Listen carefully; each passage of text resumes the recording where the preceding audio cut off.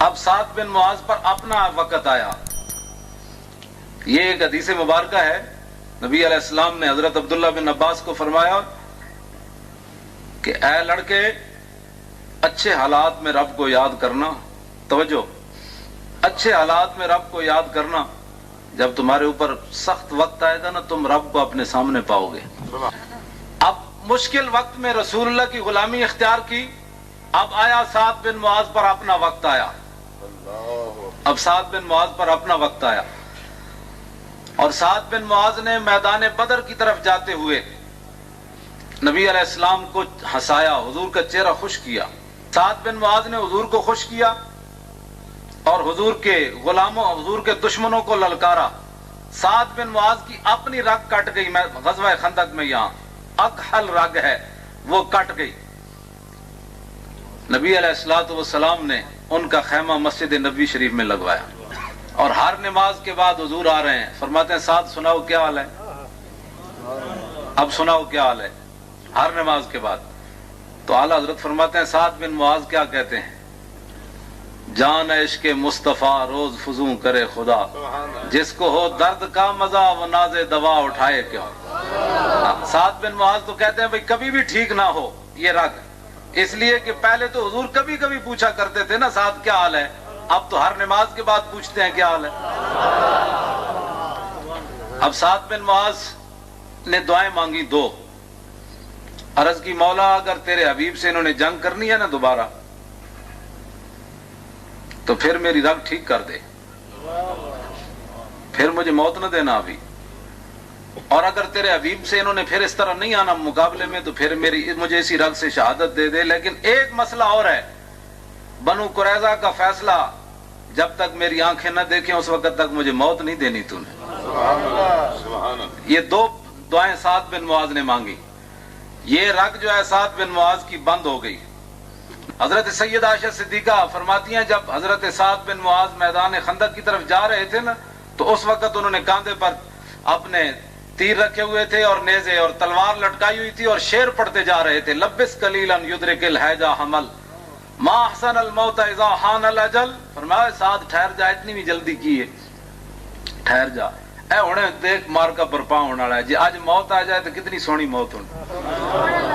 اے سعد بن معاذ جنگ دی طرف جاندے پڑھتے جا رہے تے سیدہ عائشہ صدیقہ فرماندیاں انہاں نوں نہیں سی پتہ میں انہاں دیاں گلاں سن رہی ہوں. بھائی ہن سعد بن معاذ دے رگ ٹھیک ہو گئی. نبی علیہ السلام نے محاصرہ کر لیا بنو قریظہ کا. جب محاصرہ ان کا ہو گیا تو انہوں نے کہا جی سعد بن معاذ ہمارا فیصلہ کرے. اور یہاں ہمارے بزرگوں نے لکھا ہے کہ اگر وہ کہتے نا حضور فیصلہ کریں تو بچ جاتے. انہوں نے سعد بن معاذ فیصلہ کرے. انہوں نے حضور دا در سعد بن معاذ دی طرف حضور نے صحابہ نو بھیجا، فرمایا سعد بن معاذ کو سوار کر کے لاؤ. انہیں وہ سواری پر سوار کر کے جب لائے گئے تو حضور نے فرمایا قوموا الی سیدکم، اپنے سردار کے لیے کھڑے ہو جاؤ. حضور نے ان کا استقبال کروایا اور فرمایا سعد یہ بنو قریظہ کہتے ہیں تم ہمارے بارے میں فیصلہ کرو. تو سعد بن معاذ نے عرض کی حضور ہو سکتا ہے میں وہ فیصلہ نہ کر سکوں جو رب اور رسول چاہتا ہے. تو فرمایا کہ یہ کہتے ہیں آپ ہی فیصلہ کریں. سنیں سعد بن معاذ کیا فیصلہ کرتے ہیں. عرض کی جی میرا فیصلہ یہ ہے کہ ان کے بچوں کو ان کی عورتوں کو قید کر لیا جائے اور ان کے مردوں کو ذبح کر دیا جائے، ختم کر دیا جائے. ان کو نرم بات ہے کہ گرم بات ہے؟ نرم بات ہے کہ گرم بات ہے؟ ہاں گرم بات ہے نا. سعد بن معاذ نے جب فیصلہ کیا تو حضور مسکرا پہ فرمایا سعد یہ جو فیصلہ تو نے زمین پر کیا نا یہ تو پہلے عرش پر ہو چکا ہے. سعد بن معاذ نے فیصلہ کر دیتا امام الانبیاء علیہ تحیت و ثنا. بعد سعد بن معاذ جب واپس آئے تو رگ کٹ گئی، پھر رگ شروع ہو گئی. ہوں میں جی گل کر لگا وہ سنو.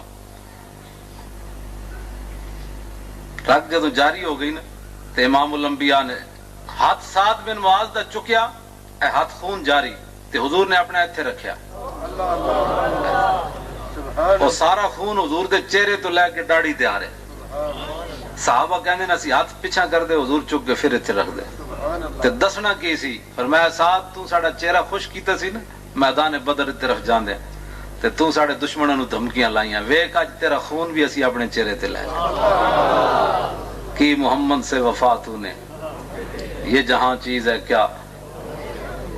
اور حضرت عائشہ صدیقہ فرماتی ہیں کہ بھئی حضرت صدیق اکبر اتنے روئے اور فاروق اعظم، میرے ابا جی اور عمر اتنے روئے کہ میں اپنے ابا جی کی آواز نہ پہچان سکی، اتنے دردناک روئے، حالانکہ قریب گھر تھا، میں دونوں کی آواز میں فرق نہ کر سکی. یہ تو نیچے ہوا نا، اور حضور نے فرمایا اعتذار عرش الرحمن موت سعد بن معاذ، فرمایا جب سعد بن معاذ دنیا سے گیا ہے تو عرش الہی بھی ہل گیا ہے. اب سعد بن معاذ کے گھر والے اٹھا کر لے گئے، نبی علیہ الصلوۃ والسلام بعد میں ان کے گھر کی طرف چلے. جب آپ چلے نا تو صحابہ کہتے ہیں ہمارے جوتوں کے تسمے ٹوٹ گئے، اتر گئے، چادریں ہمارے کاندھوں سے نیچے گر گئیں. تو سعد بن معاذ عرش بھی ہل گیا. حضور جب انہوں نے گھر چلے نا، انہوں نے گھر وال تے صحابہ دیاں چادراں نیچے گر گئیاں. عرض کی تھی حضور ہے سعد بن معاذ دا گھر تے ہے کھڑیا، تے اتنی جلدی کیڑی ہے؟ حضور نے فرمایا سنو اے مسلمان، حضور نال وفا کرن دا ایویں اقبال تھوڑی کیتی بھئی کی محمد سے وفا تو نے، یہ جہاں چیز ہے کیا. حضور نے فرمایا مجھے خطرہ ہے کہ ہمارے جانے سے پہلے فرشتے غسل کے لیے آسمان پر نہ لے جائیں سعد بن معاذ کو. جب صحابہ کہتے ہیں جب نبی علیہ الصلوۃ والسلام اندر گئے نا جس کمرے میں، تو حضور پاؤں بڑا دیکھ دیکھ کر رکھ رہے تھے. اندر بندہ ہی کوئی نہیں، صرف چارپائی پڑی ہے سعد بن معاذ کی. جب نبی علیہ السلام باہر آئے تو صحابہ نے عرض کی حضور بندہ تو اندر تھا کوئی نہیں، تو آپ ایسے پاؤں رکھ رہے تھے، بہت بڑا مجمع ہے. تو فرمایا اللہ کے فرشتے اتنے بیٹھے ہوئے تھے، پاؤں رکھنے کی جگہ نہیں ہے. اور صحابہ جو رسول اللہ نے جس انداز سے سعد بن معاذ کا جنازہ اٹھایا نا، میں نے حدیث پاک میں نہیں پڑھا کسی صحابی کا ایسا جنازہ اٹھایا. حضور نے دونوں پائے پکڑ کر ایسے جہاں رکھا جنازہ، اور پیچھے صحابہ نے پکڑا، حضور باہر لائے، اور امام الانبیاء ساتھ جنازے کے تشریف لے جا رہے ہیں. سعد بن معاذ رضی اللہ تعالیٰ عنہ کا جنازہ بالکل ہلکا پھلکا ہو گیا. تو منافقوں نے بات شروع کر دی. انہوں نے کہا جی سعد بن معاذ کو یہودیوں کی بد دعا لگ گئی. انہاں کے یہودی بندے مروائے سن نا بنو قریظہ دے، انہوں نے کہا جی انہوں بد دعا لگ گئی، تو بیچارے دا جنازہ ہلکا پھلکا ہو گیا. یہ بات چلتے چلتے امام الانبیاء تک پہنچ گئی. نبی علیہ السلام نے فرمایا یہ لوگ جھوٹ بولتے ہیں، سعد بن معاذ کو یہودیوں کی بد دعا لگی.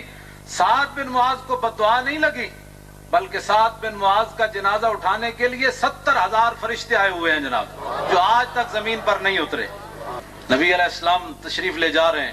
صحابہ کہتے ہیں جب ہم نے سعد بن معاذ کی قبر کھودی تو کستوری کی خوشبو آنا شروع ہو گئی.